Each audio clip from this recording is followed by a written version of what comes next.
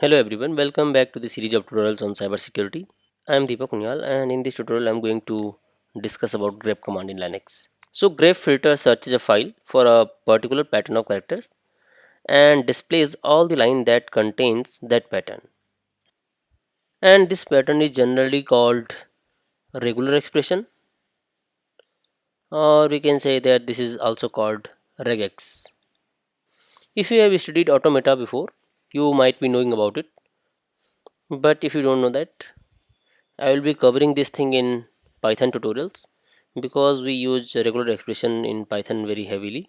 And now coming to the grep again, this thing stands for globally search for regular expressions and print out.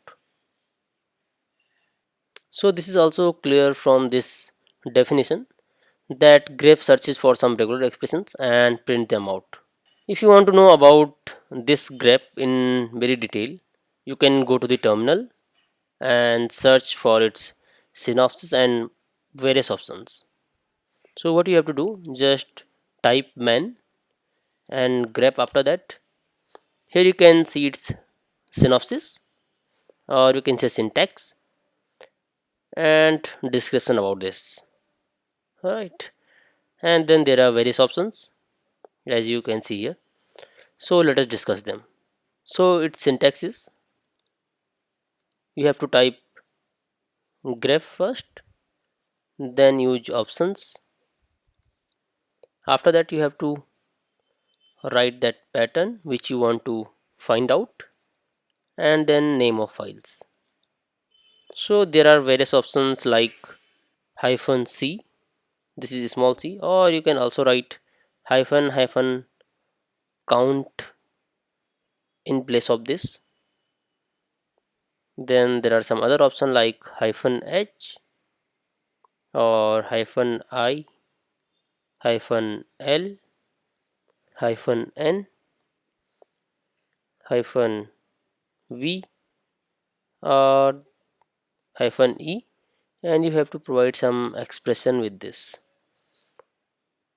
So first I will write about them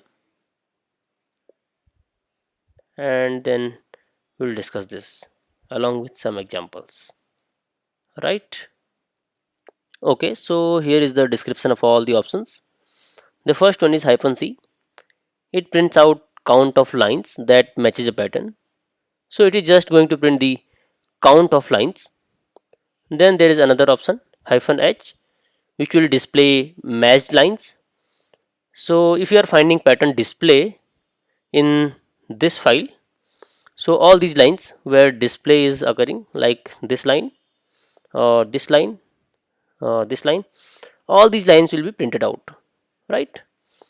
After that, another option hyphen I, it will perform case insensitive matching.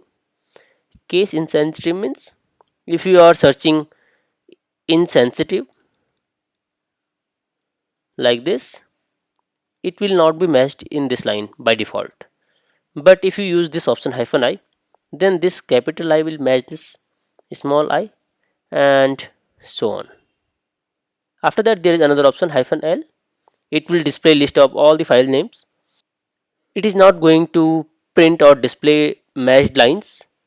It is just going to display list of file names where these lines are occurring or these patterns are occurring. Okay, so I am going to discuss and show you demonstration of all these things in next lecture. But before that, you can understand how these pattern works or how these options work. So another option is hyphen n. It will display matched lines and their line numbers also. Suppose you are finding some pattern in this file and it has 7 or you can say 8 lines.